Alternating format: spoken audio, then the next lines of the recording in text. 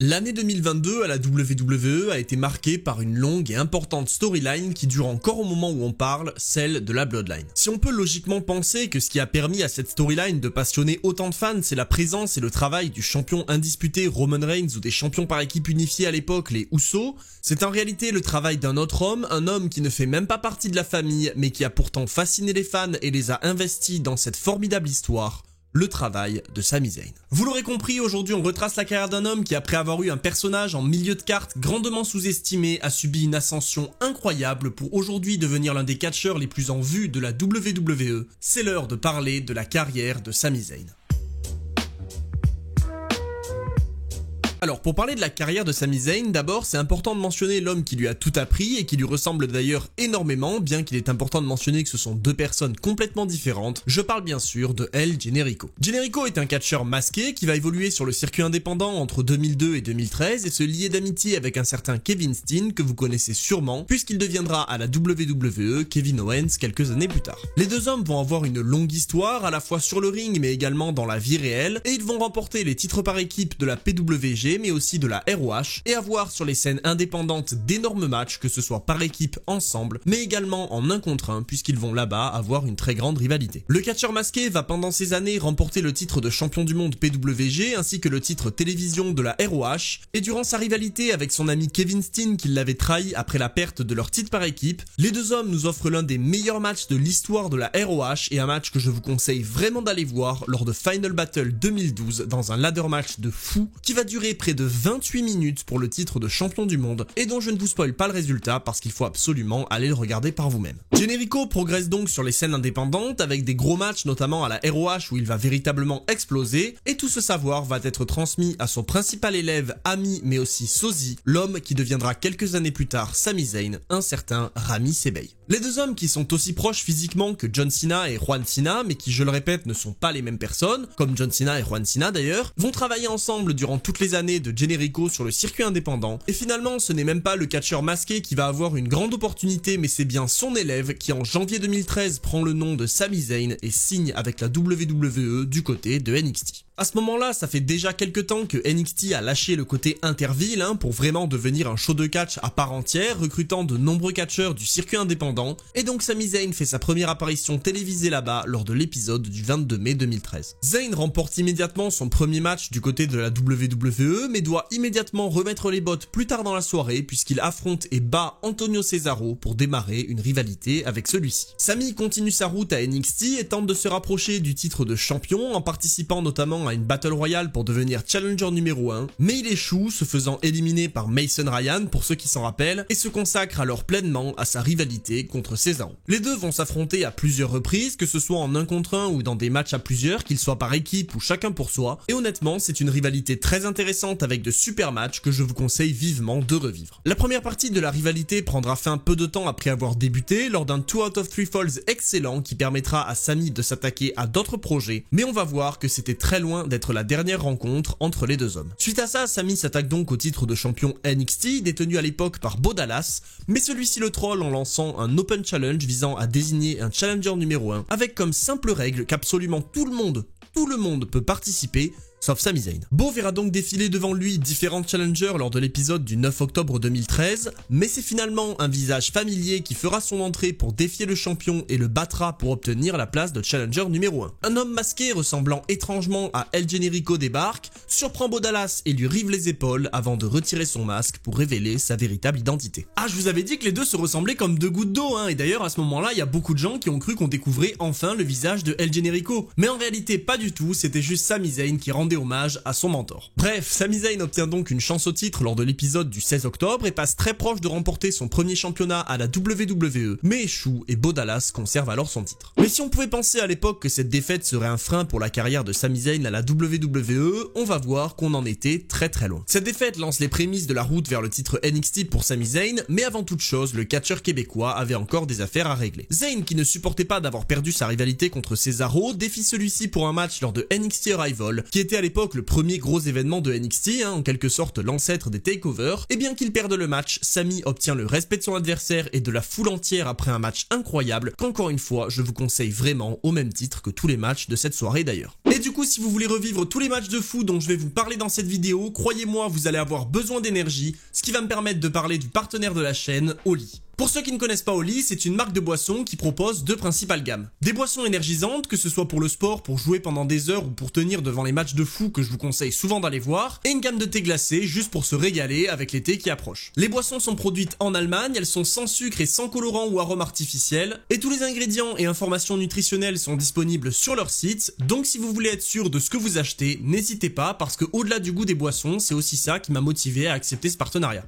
Pour ceux qui connaissent pas encore, ils ont des packs découvertes pour pouvoir tester un petit peu tous les goûts qu'ils proposent, mais si vous savez déjà ce que vous voulez, vous pouvez foncer sur les pots pour les boissons énergisantes et sur les sachets pour les thés glacés qu'ils proposent. De mon côté, si je peux vous aider à choisir, je vous conseille le Raspberry Raptor ou le Strawberry Shark du côté des boissons énergisantes, et pour les Iced Tea, vous ne pouvez pas rater en prenant le combo pêche, nectarine, thé noir. En plus d'être bon, c'est économique parce que dans un pot, vous avez 50 portions, ce qui évite de jeter 50 canettes et vous coûte clairement moins cher. Donc si vous voulez vous régaler de boissons excellentes en soutenant en plus la chaîne, n'hésitez pas à foncer sur le lien en description et à utiliser le code MonsieurHawkin5 pour 5 € de réduction sur votre première commande et le code MonsieurHawkin10 pour 10% de réduction sur toutes vos prochaines commandes. Je remercie Oli d'être le partenaire de la chaîne et de me régaler avec ses boissons, et sur ce, on peut revenir sur la carrière de Sami Zayn. Sami se lance donc dans une rivalité de transition suite à ça, face à Corey Graves, puis tente de se rapprocher à nouveau du titre, échouant dans un premier temps, mais parvenant quand même à s'offrir une place dans un Fatal 4-Way pour le titre, aux côtés de Tyler Breeze, Tyson Kidd, et surtout du nouveau champion NXT de l'époque et ami de Sami Zayn, Adrian Neville. Et justement, je vous parlais tout à l'heure de la route de Sami Zayn vers le titre NXT, celle-ci commence à ce moment-là, alors qu'il essaye de prendre les titres des mains d'un homme qu'il estime énormément et qui est l'un de ses meilleurs amis. Durant le Fatal 4-Way pour le titre NXT, Sami Zayn donne absolument tout pour repartir avec la victoire, et alors qu'il a justement à portée de main la ceinture la plus importante de la branche jaune, le champion Neville tire l'arbitre hors du ring, empêchant celui-ci de terminer le compte de 3 qui aurait dû donner la victoire à Sami Zayn. Évidemment, Sami Zayn ne comprend pas du tout l'action de son ami, qui est pourtant censé respecter les règles et faire preuve d'honneur, que ce soit dans la victoire mais aussi dans la défaite, et finalement cette action va non seulement coûter le titre à Sami Zayn, permettre à Neville de conserver son titre, mais surtout lancer cette rivalité extrêmement prenante entre deux amis autour du titre de champion. Toute la rivalité va tourner autour du fait que Neville est prêt à tout pour conserver son titre, y compris à utiliser les pires stratégies alors même qu'il est censé être face, c'est-à-dire gentil, et qu'en face de lui, il a un Sami Zayn motivé qui souhaite gagner le titre à la loyale et qui a derrière lui une majorité de la foule. Finalement, après une très bonne rivalité, c'est à NXT TakeOver Air Evolution que tout prendra fin, puisque Sami Zayn crée l'exploit et au terme encore une fois d'un très bon match, il vient à bout de son ami et ancien champion NXT Adrian Neville pour enfin accomplir son objectif de devenir champion à la WWE. Malheureusement, la joie de Sami Zayn ne sera que de courte durée, puisqu'après avoir célébré aux côtés du roster entier et avec son meilleur ami qui venait de faire ses débuts à NXT ce soir-là, le désormais nommé Kevin Owens, il se fait justement détruire par celui-ci qui, immédiatement après ses débuts mais au clair ses intentions, il est là pour le titre de champion. Rien à faire de sa longue amitié et de sa longue histoire avec Sami Zayn, il n'est là que pour une chose, récupérer le prix le plus important de NXT, et vous allez voir qu'il n'aura pas à attendre bien longtemps. 2 mois plus tard seulement, le match est organisé entre les deux pour NXT TakeOver Rival, et le match n'ira même pas à son terme avec un tombé ou une soumission, puisqu'après s'être fait enchaîner de powerbomb par son ancien meilleur ami, Sami ne répond plus et l'arbitre met un terme au match, donnant directement la ceinture à Kevin Owens. C'est donc comme ça que se termine tristement la route vers la rédemption de Sami Zayn du côté de NXT. Après avoir atteint les sommets et avoir obtenu enfin le titre qu'il voulait tant, il est trahi par son meilleur ami qui l'explose pour lui prendre sa ceinture et lui briser son rêve. Mais malgré ça, du côté de NXT, Sami Zayn a quand même montré de très belles choses. En plus d'avoir un très bon niveau dans le ring et au micro, son personnage de underdog fonctionnait très bien avec les fans,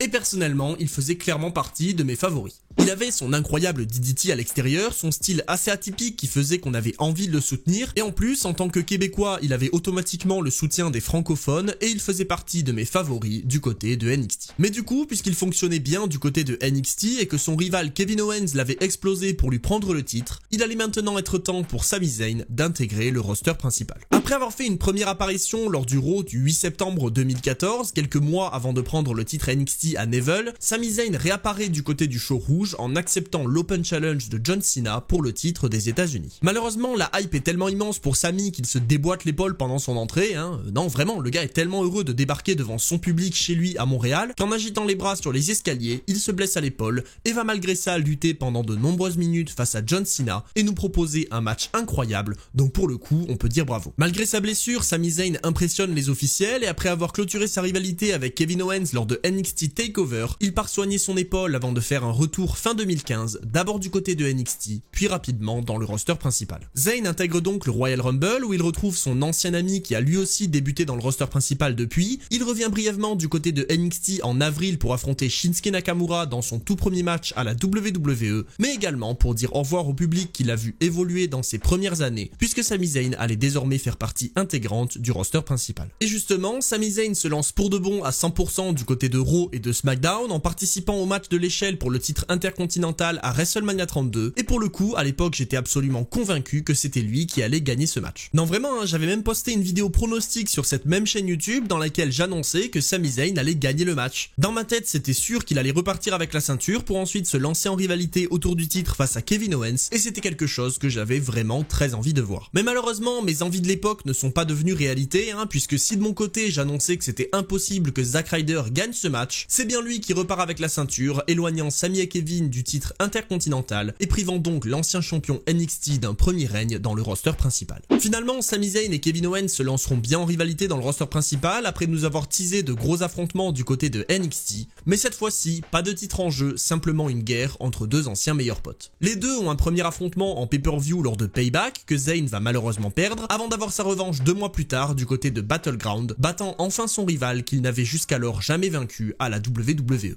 Encore une fois, c'est de très bons matchs que je vous conseille de voir, parce que l'alchimie entre Owens et Zayn est vraiment parfaite, ils ne déçoivent jamais pendant leurs affrontements, mais malheureusement, cette rivalité ne va pas convaincre les officiels de la WWE, et Sami Zayn va alors se retrouver dans une première période plutôt compliquée. Au milieu de sa rivalité avec Owens, Sami tente de remporter le titre intercontinental ainsi que le Money in the Bank, mais il échoue à chaque fois. Il est relégué au pré-show lors de SummerSlam 2016, se lance dans une rivalité face à Jericho qui n'est pas au premier plan, et tente enfin de se reprendre dans une rivalité avec Braun Strowman. Alors, l'idée de la rivalité était pas non plus horrible, parce qu'on a le petit underdog face au géant buffle avec un côté David contre Goliath, mais si à première vue on pouvait se dire que Sami Zayn n'avait aucune chance et que potentiellement des victoires ou ne serait-ce que des belles performances contre Braun Strowman allaient pouvoir l'élever, en réalité ça ne sera pas du tout le cas. Après s'être fait démolir à de nombreuses reprises, Sami Zayn affronte Strowman lors de Roadblock dans un match avec des règles très particulières. Globalement, Sami Zayn n'est pas obligé d'effectuer un tombé ou une soumission pour gagner le match, la seule chose qu'il doit faire c'est résister et survivre face au géant pendant 10 minutes pour repartir avec la victoire. Et justement, s'il y a bien une chose que la WWE avait remarqué, c'est que dans ce rôle, Sami Zayn est très bon. On verra par la suite que la WWE va mettre un bon moment à réaliser qu'il est très bon dans quasiment tous les rôles, mais ce personnage de mec qui se fait détruire et qui ne baisse pas les bras lui va parfaitement, et donc face à Braun Strowman, Sami Zayn résiste et survit 10 minutes pour repartir avec la victoire. Bon évidemment, la WWE avait déjà de gros projets pour Strowman à l'époque, et donc une revanche est prévue en Last Man Standing, et elle est bien sûr remportée par celui-ci, mais tout de même, cette période permet à Sami Zayn de recevoir le soutien d'une bonne partie du public, et il tente donc suite à ça de se relancer. Malheureusement, ça ne va pas fonctionner aussi bien qu'il l'espérait, puisqu'il échoue dans le Royal Rumble, se lance en rivalité face à Samoa Joe et se fait exploser par celui-ci, et intègre finalement la Battle Royale André le Géant à WrestleMania 33, retournant dans le pré-show et se faisant en plus éliminer. Bon, comme on le voit malheureusement, les débuts de Sami Zayn dans le roster principal sont un petit peu mitigés. Si je trouvais que le côté underdog et personnage qui ne baisse pas les bras fonctionnait très bien du côté de NXT, je trouve qu'il a pas été amené de la meilleure des manières dans le roster principal, et Sami Zayn se retrouve donc dans une période compliquée. Il est envoyé à SmackDown après WrestleMania, continue d'évoluer en milieu de carte avec des rivalités plus ou moins intéressantes, mais finalement, ce sont des retrouvailles qui vont lui permettre de se relancer à la WWE. Lors de Hell in a Cell 2017, Sami Zayn vient aider son ancien rival et ami Kevin Owens, le sortant de la table des commentateurs alors qu'il s'apprêtait à s'y faire exploser par Shane McMahon, et lui permettant donc de repartir avec la victoire. Kevin Owens, qui a eu bien plus de succès que Sami Zayn dans le roster principal depuis son arrivée, puisqu'il a remporté le titre intercontinental, États-Unis et même universel, va grandement aider Sami Zayn à se relancer, et les deux hommes reforment leur alliance. Ils se lancent en rivalité contre les dirigeants de SmackDown, à savoir Shane McMahon et Daniel Bryan, et parviennent même à s'octroyer un match de championnat en 2 contre 1 face au champion AJ Styles. Malheureusement, Owens et Zayn ne parviennent pas à repartir avec la ceinture, mais ils continuent tout de même de graviter autour du titre, tout en continuant leur rivalité contre Daniel Bryan et Shane McMahon. Justement, après avoir attaqué ce dernier, les deux hommes sont licenciés, mais ils obtiennent quand même une dernière chance de récupérer leur emploi lors de WrestleMania 34 pour le retour de Daniel Bryan sur les rings. Dans un match par équipe face à leurs rivaux, Sami Zayn et Kevin Owens échouent malheureusement, se retrouvent donc définitivement licenciés et vont donc devoir lutter pour reprendre leur place du côté de Raw. Déjà, Kurt Angle va les troll en leur disant qu'ils ne vont certainement pas être embauchés à Raw, mais que par contre la TNA est en train de recruter. Une des rares fois d'ailleurs où une autre promotion de catch sera mentionnée à la WWE, mais finalement, lors de l'épisode du 16 avril,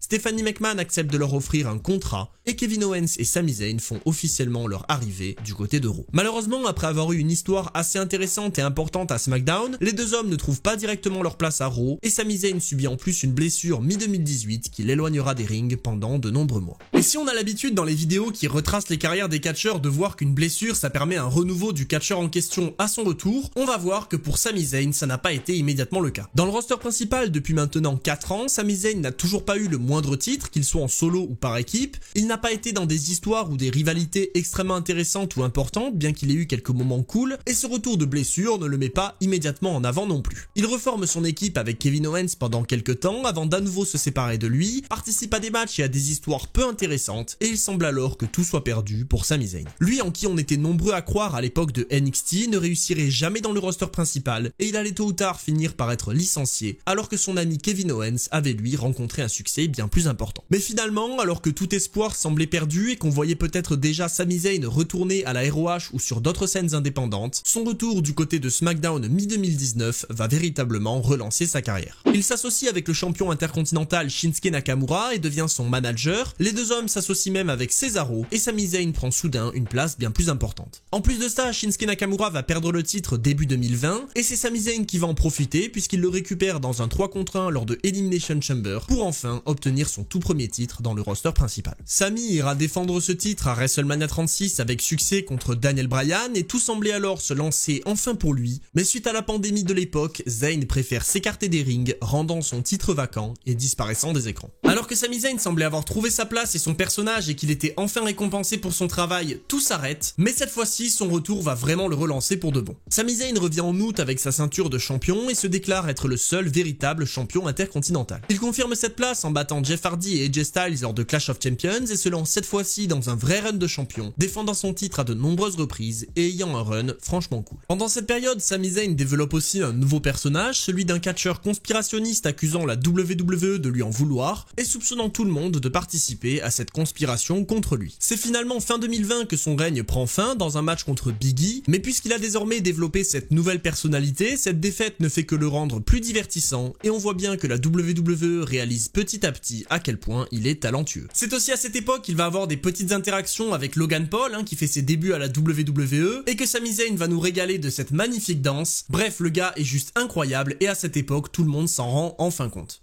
Kevin Owens va tenter de le ramener à la raison mi-2021 autour de WrestleMania et une rivalité se relance donc entre les deux hommes avec un match sur la plus grande scène du monde, puis une revanche lors de Hell in a Cell. Malheureusement, si ce personnage de conspirationniste était franchement cool, marrant et divertissant, il ne permet toujours pas à Sami Zayn de véritablement exploser et de montrer à tout le monde son plein potentiel, mais ne vous en faites pas, ce moment ne va pas tarder à arriver. Début 2022, alors qu'il est toujours dans son personnage de conspirationniste mais qu'il n'a pas une place très importante dans la carte, Sami Zayn est placé dans un programme avec Johnny Knoxville, l'un des membres du groupe Jackass. Ce programme vise évidemment à faire la promotion du groupe mais également à construire une histoire pour WrestleMania, et si on peut avoir tendance à penser que ce style de programme pénalise les catcheurs qui y sont mêlés, ça peut en réalité avoir l'effet complètement inverse en fonction de leur performance. Et justement, c'est là aussi l'un des gros talents de Sami Zayn, peu importe ce qu'on lui donne et peu importe l'importance de ses histoires, Sami Zayn donne tout et fait de son mieux pour proposer le meilleur show possible. C'est donc semaine après semaine que Sami Zayn entretient sa rivalité avec Johnny Knoxville, remportant même à nouveau le titre intercontinental mais le perdant à cause d'une intervention du leader de Jackass, se confrontant aussi à lui dans le Royal Rumble pour mener enfin à leur affrontement à WrestleMania 38. On arrive donc au plus grand show de l'année 2022 pour un match qui sur le papier peut paraître inutile, peu intéressant et même dégradant pour Sami Zayn, un match sans disqualification face au leader de Jackass, Johnny Johnny Knoxville. Et pourtant, malgré tout ce qu'on pouvait penser de ce match au moment de son annonce, les deux hommes nous proposent un spectacle incroyable, avec des segments à la fois drôles, divertissants, intéressants et surprenants, pour donner finalement un match vraiment bon qui sera littéralement porté par Sami en ce qui concerne le côté catch. Et malgré sa défaite, Sami Zayn confirme son talent et prouve à tout le monde qu'encore une fois, il est capable de transformer tout ce qu'on lui donne en véritable or.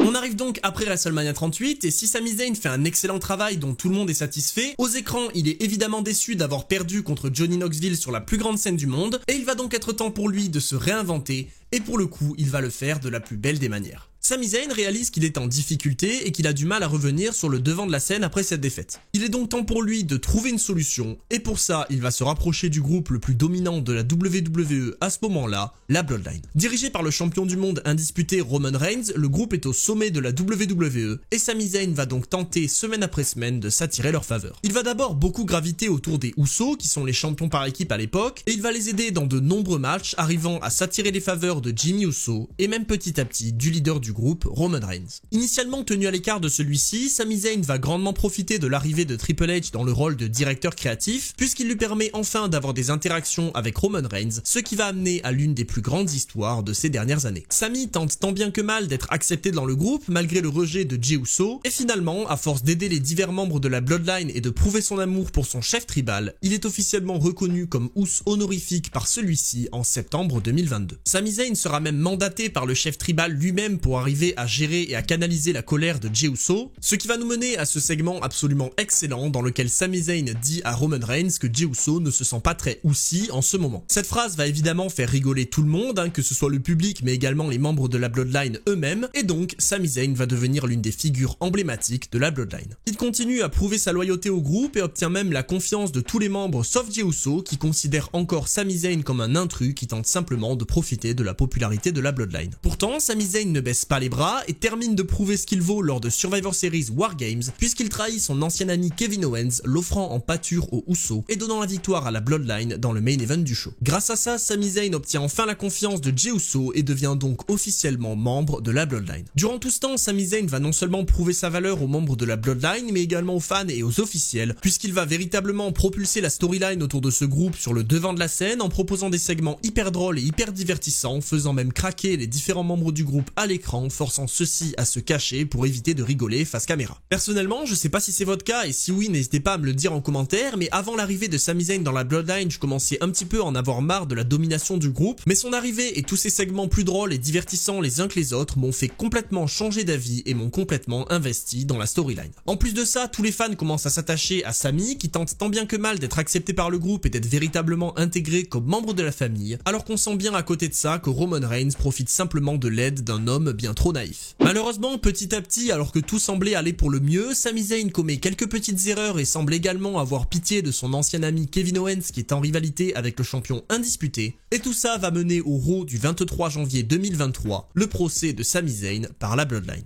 Accusé par Paul Heyman de vouloir trahir le groupe, Sami Zayn est vivement critiqué par le leader qui envoie même Solo Sikoa le détruire, mais alors que Sami refuse de se défendre, jugeant qu'il n'a rien à se reprocher, Solo est arrêté par Jey Uso qui pourtant était le plus méfiant à l'égard de Sami Zayn, et celui-ci interrompt le procès, montrant des preuves de la loyauté de Sami Zayn et permettant à celui-ci de s'octroyer un sursis dans la Bloodline. Tout ça nous mène donc au Royal Rumble 2023, Kevin Owens affronte Roman Reigns dans le main event du show, et c'est la dernière chance pour Sami Zayn de prouver sa loyauté à son chef tribal. Zayn débarque donc aux côtés de Reigns qui, malgré les quelques erreurs de Sami pendant le match, parvient à battre son challenger et à conserver son titre, mais alors que Sami semble avoir passé le test avec succès, Roman Reigns en veut plus. Il oblige Sami à le regarder détruire son ancien meilleur ami Kevin Owens jusqu'à ce que Sami Zayn craque enfin et s'interpose. Reigns lui tend alors la chaise avec laquelle il s'apprêtait à détruire Owens et force Sami à prouver pour de bon de quel côté il est en lui demandant de s'en prendre à son ancien ami pour définitivement mettre son passé derrière lui. Finalement, sous l'ovation générale du public, Sami Zayn attaque le chef tribal avec la chaise, préférant sauver celui qu'il considère comme son frère, mais le payant immédiatement après, subissant une attaque de la part de Jimmy Uso et Solo Sikoa. Jimmy Uso, qui était le plus accueillant envers Sami Zayn dans dans la Bloodline, décime celui-ci aussitôt qu'il s'oppose à son chef tribal, alors que Jey Uso, celui qui jusqu'au Survivor Series s'opposait à la présence de Sami dans le groupe, quitte le ring, semblant alors abandonner sa famille. C'est donc au Royal Rumble 2023 que Sami Zayn quitte officiellement la Bloodline, se lançant dans une nouvelle quête, celle de détruire le groupe à qui il avait tout offert, et pour ça, il se lance alors à la poursuite de celui qui permet à ce groupe de tenir debout, son leader, le champion indisputé,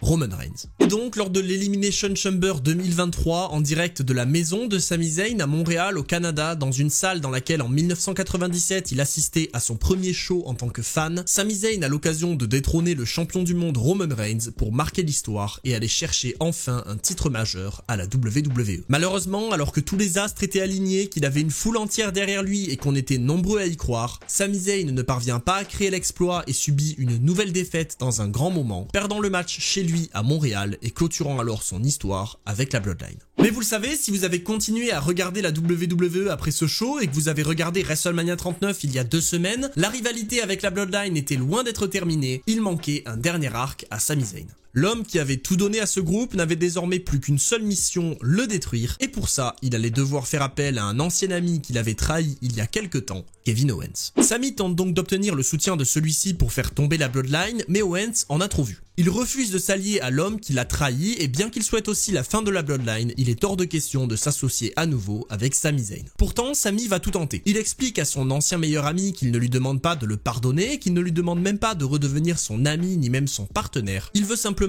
un allié de circonstance pour faire chuter la Bloodline. Mais Sami n'a pas compris. Kevin Owens ne refuse pas de s'associer avec lui parce qu'il n'a plus confiance en lui ou parce qu'il ne veut plus l'avoir à ses côtés, mais c'est justement parce que Sami Zayn lui dit qu'il veut juste d'un allié de circonstance que Kevin Owens refuse de faire équipe. Owens, lui, veut retrouver son frère, celui qu'il a accompagné durant sa carrière sur le circuit indépendant, celui aux côtés duquel il a gravi les échelons à la WWE, celui avec qui il a eu tant d'excellents matchs et de moments marquants. Kevin Owens ne veut pas d'un allié de circonstance, il veut retrouver son meilleur ami, Sami Zayn. Et donc, après quelques temps, Sami finira enfin par comprendre ce que Kevin Owens attendait, s'excusant auprès de lui pour avoir mis si longtemps à comprendre et annonçant donc qu'à WrestleMania 39, les frères Jimmy et Jey Uso devront défendre leur titre face aux frères Sami Zayn et Kevin Owens sur la plus grande scène du monde. On arrive donc à WrestleMania 39, il y a de ça seulement 2 semaines où enfin ce chapitre excellent de l'histoire de Sami Zayn prend fin dans le main event de la nuit 1 du plus grand événement de l'année, puisqu'après 10 ans à la WWE et de longues périodes très difficiles, Sami Zayn accomplit enfin son rêve aux côtés de son meilleur ami Kevin Owens et les deux hommes créent une première gigantesque faille dans la Bloodline en battant Jimmy et Jey Uso pour devenir champion par équipe unifiée de la WWE.